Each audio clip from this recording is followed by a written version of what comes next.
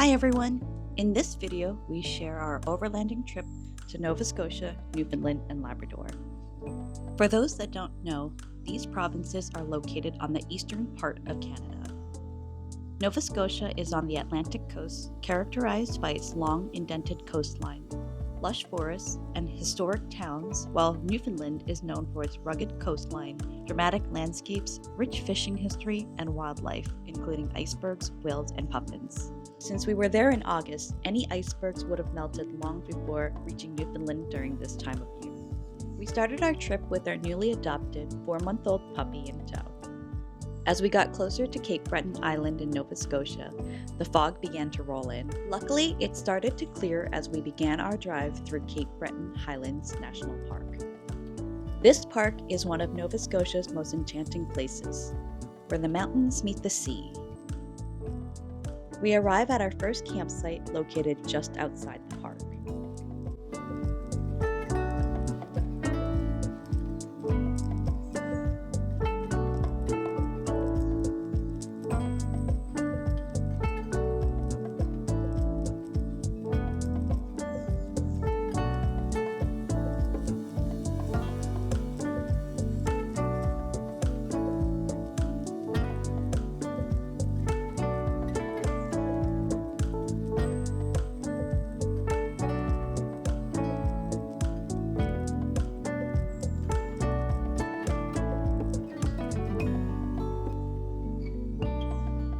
The next morning, we packed up and continued along the Cabot Trail for a bit as we headed up towards Meat Cove.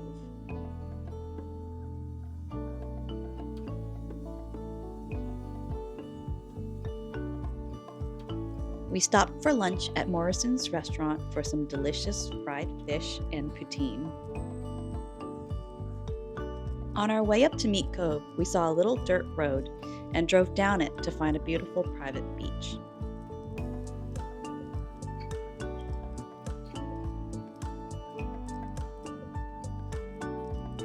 Although this spot was gorgeous and level enough for our vehicle, we didn't end up staying here as we had just started our day and wanted to get a few more miles in before our next stop. Also, while there were no posted signs, based on some notes we saw on iOverlander, this may be someone's private property. We did make it to Meat Cove, but I forgot to take a video because it was extremely crowded at this time of year and we didn't stick around. We continued back on the Cabot Trail and on to our next campsite here in Wreck Cove.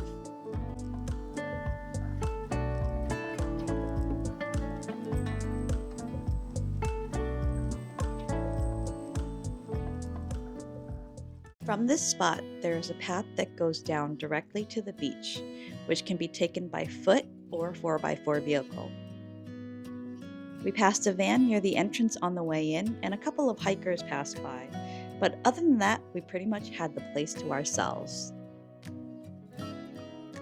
The next morning, we woke up to some rain, so we packed up, grabbed some breakfast on the road, and headed to Sydney, where we would be catching the ferry to Newfoundland. We had some time to kill since we weren't boarding until about 3 p.m. So we decided to check out a few local attractions, such as the Big Fiddle,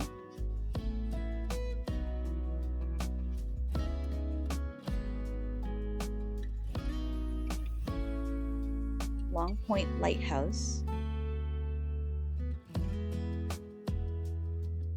and then we had lunch at Lord Fin and Feather on the marina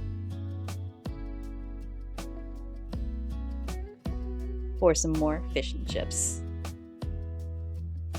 We eventually make it to the Marine Atlantic ferry terminal and waited here for about an hour before they called our lane to board.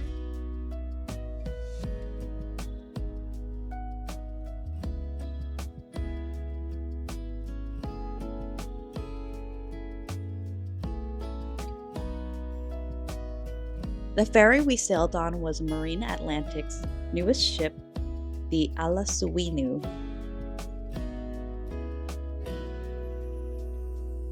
As you will see, this is a pretty big ferry.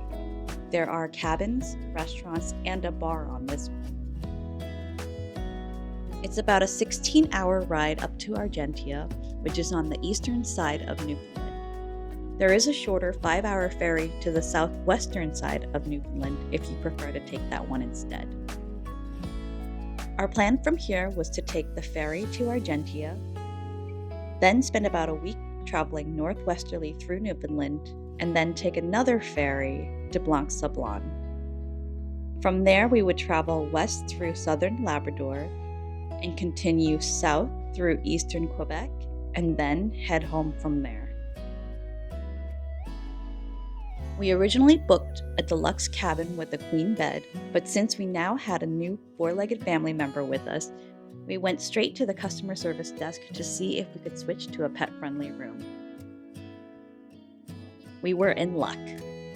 While this room is a bit smaller, we still had our own private bathroom, which was all that mattered to us.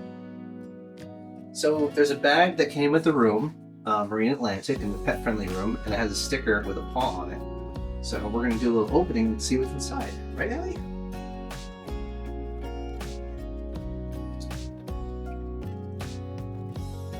Oh, it looks like a little collapsible bowl. And some doggy treats. On the ship, there is also a pet-friendly deck where your pups can take care of business.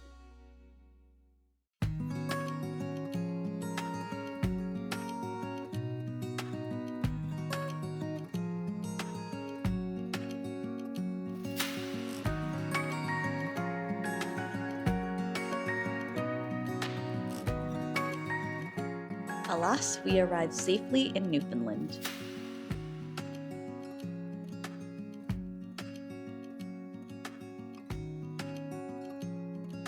Our next stop was Signal Hill, a historic site in St. John's.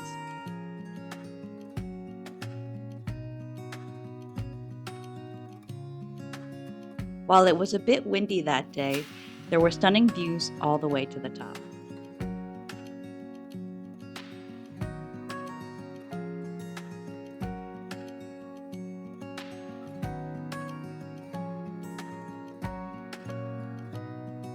From there, we headed to Cape Spear, which required us to drive through a part of downtown before heading back into the more remote parts of this area.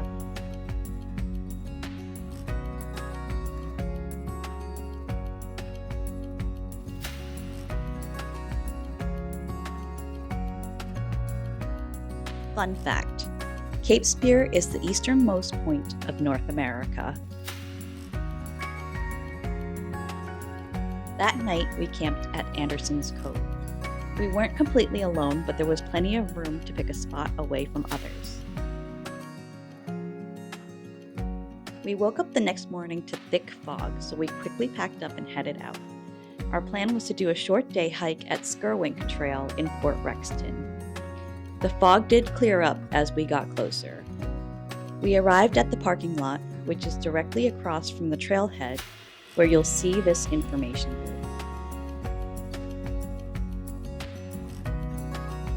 The trail is about 5.3 kilometers, or 3.3 miles total, and is rated as moderate. This coastal trail boasts some pretty great views.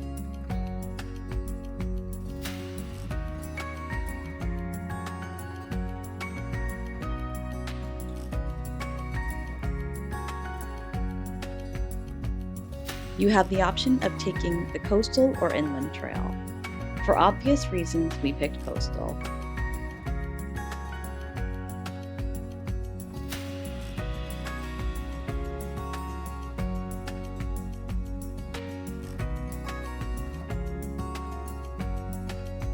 Along the trail, there are built-in steps to help with steep inclines and declines.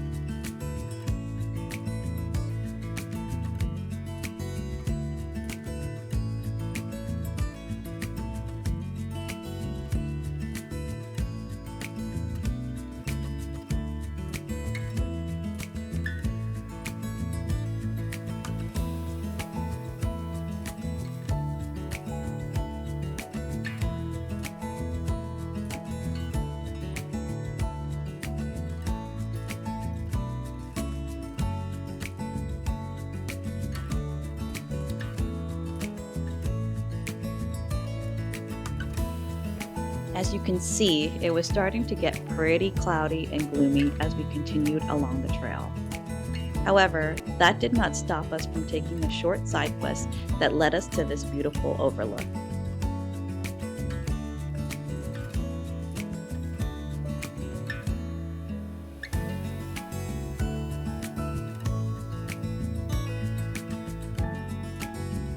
We got lucky with timing because it started to downpour just as we were finishing up our hike.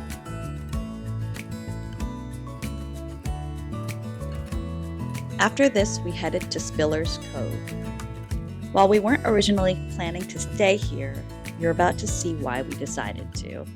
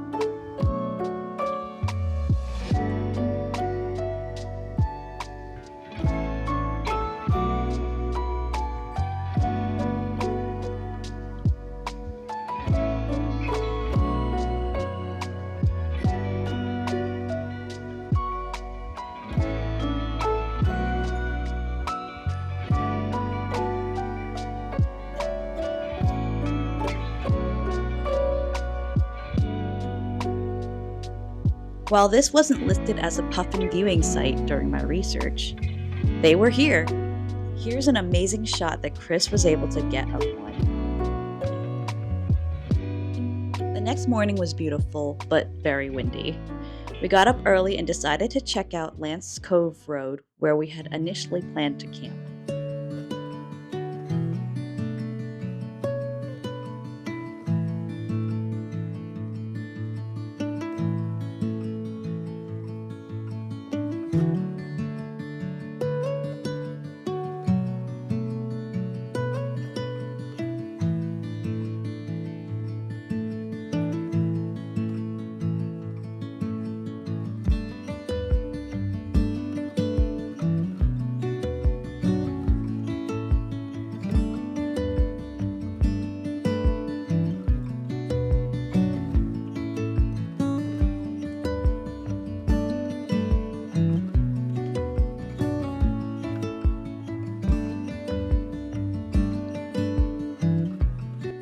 These were also some pretty epic camp spots, but not as secluded as Spiller's Cove.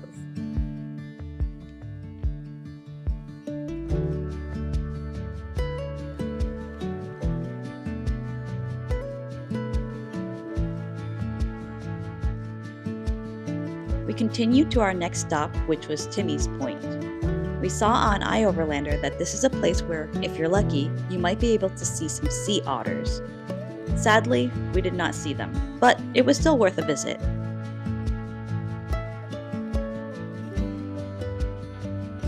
We also dropped a toonie in the donation box for the people that help keep the area clean for the public to enjoy. Next, we made a quick stop at Ochre Hill Lookout before heading to the Terra Nova National Park Visitor Center. Here we are at the trailhead to Mill Cove Lookout, which is a moderate trail with steep climbs. It's a short one, being only 1 mile out and back. It starts as a nice entrance through the woods, and then you're mostly hiking on rock all the way to the top.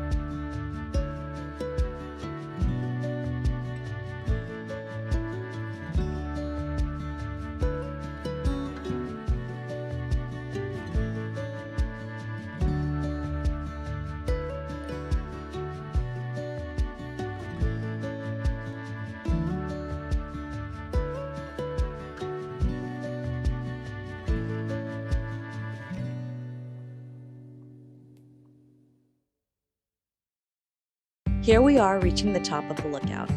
As you can tell by the flapping of Chris's hat and the rough drone footage, it was pretty windy.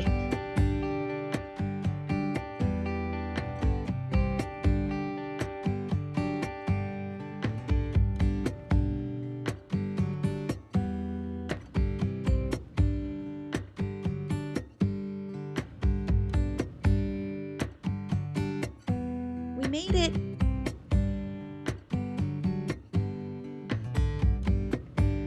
Our next stop was in Twilingate, known for icebergs and whale watching.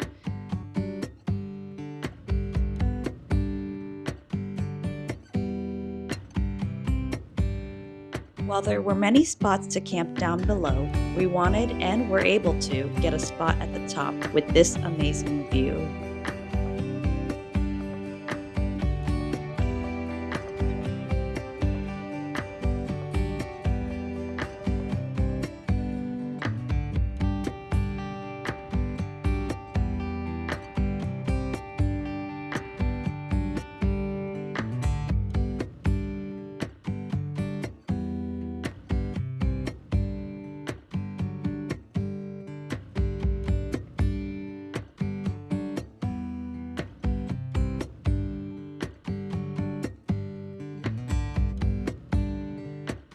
Did we see any whales or icebergs?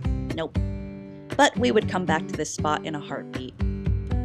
We considered staying here for 2 nights, but the next day we decided to continue our trek west. Before leaving Twilingate, we made a pit stop at Crow's Nest Cafe for some coffee and breakfast. Then we went on toward the town of Lasky. We made a stop at High Point Overlook, and while this was a gorgeous view, there were already a few other RVs and campers here. So we moved on to check out the camp spots near Foster's Bond Lookout.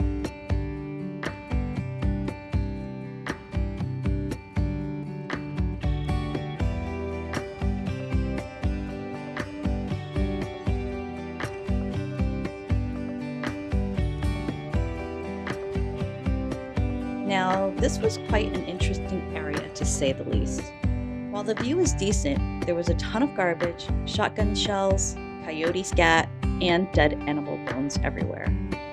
So we made a quick decision to continue heading west and found this beautiful spot next to a river in Baie Verte.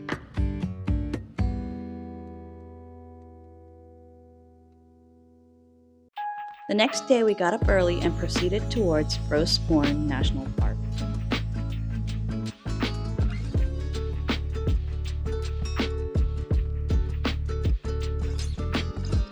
The drive into Grosse Pointe National Park definitely gave us the national park vibes. If you've ever been to one, you know what we mean.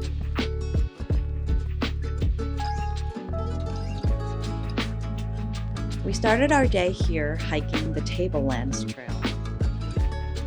The trail is 4 kilometers or 2.5 miles out and back and is rated as easy. The trail follows an old rock bed as it skirts the base of the mountain. You will see unusual plants and rocks as you enjoy broad panoramic views. The trail ends in the glacially carved Winter Housebrook Canyon.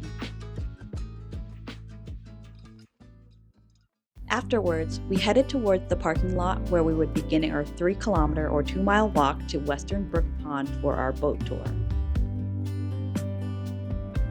Western Brook Pond in Grosse Pointe National Park is a fjord lake which, after the retreat of the ice and the rebound of the land, became separated from the sea.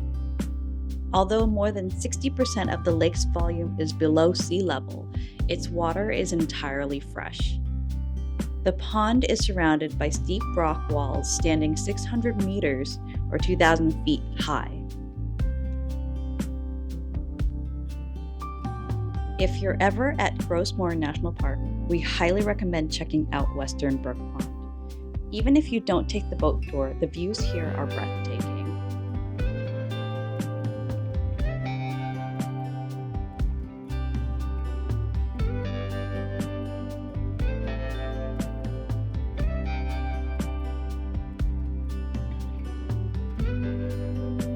After this, we went on to look for a place to camp.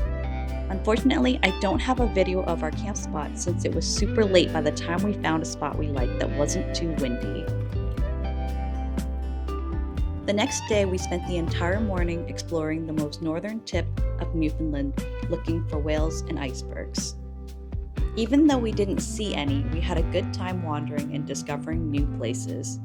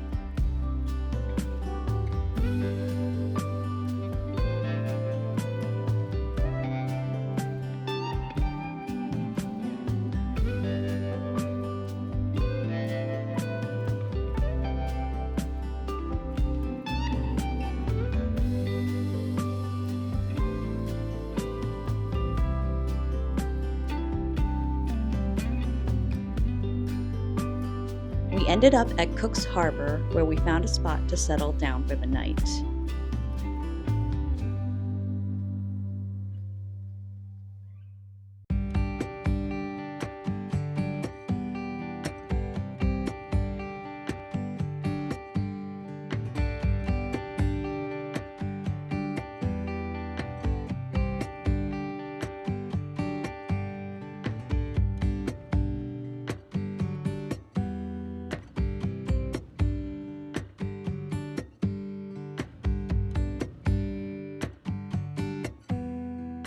The next day, we took a 2-hour ferry from St. Barbe to Blanc-Sablon.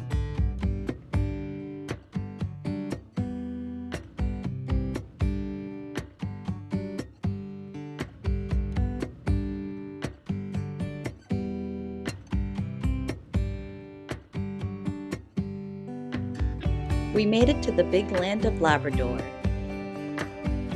We headed to Port Hope Simpson, which is the last gas stop going westbound until Happy Valley Goose Bay, which is about 260 miles away. The drive to Port Hope Simpson was pretty scenic. We even stopped at a bridge so we could take a shot of this awesome view.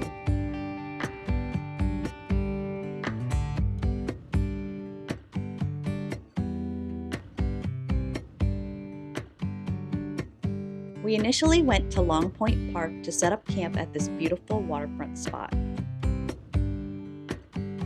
But it ended up getting too crowded as the evening went on, so we hightailed it out of there.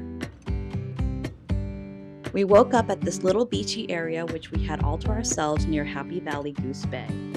We had been on the road for over 11 days now and were in need of some clean clothes. We went to the laundromat, had a nice dinner, and stayed in town that night.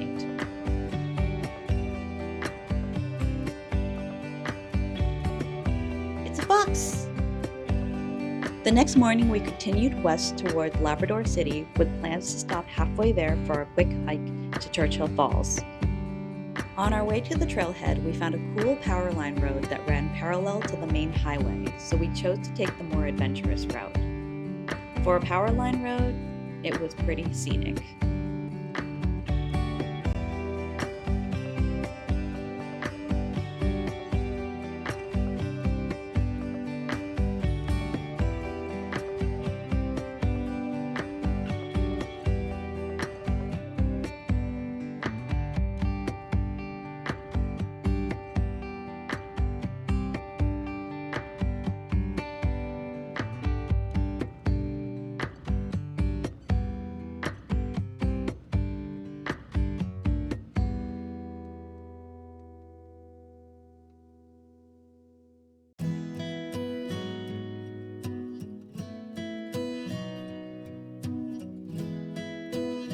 The trail to see Churchill Falls is called the Bodwin Canyon Nature Trail. It's just under 2 miles out and back and follows the Churchill River all the way to the falls.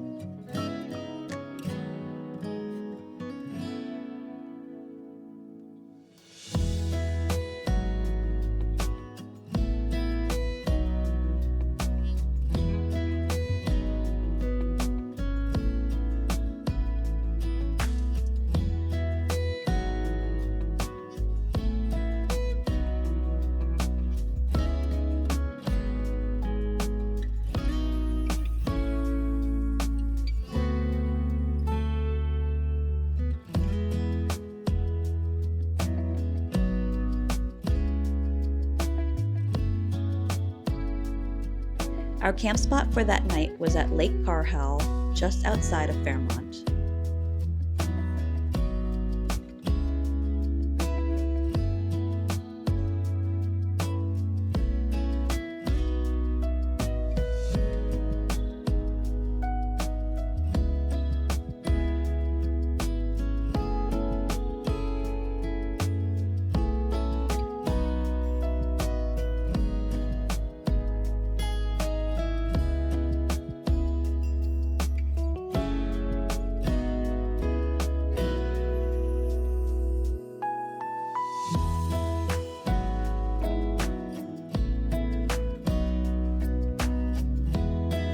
The next day, we continued south through Quebec, where some parts of the highways have yet to be paved, which we were glad about.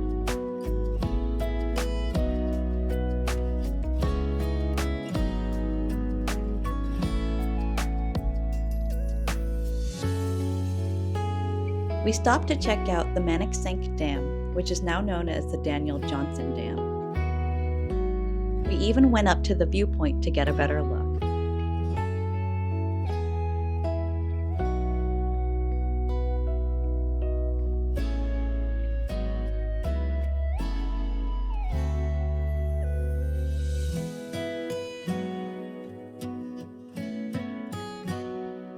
And from there, it was pretty much the end of our trip.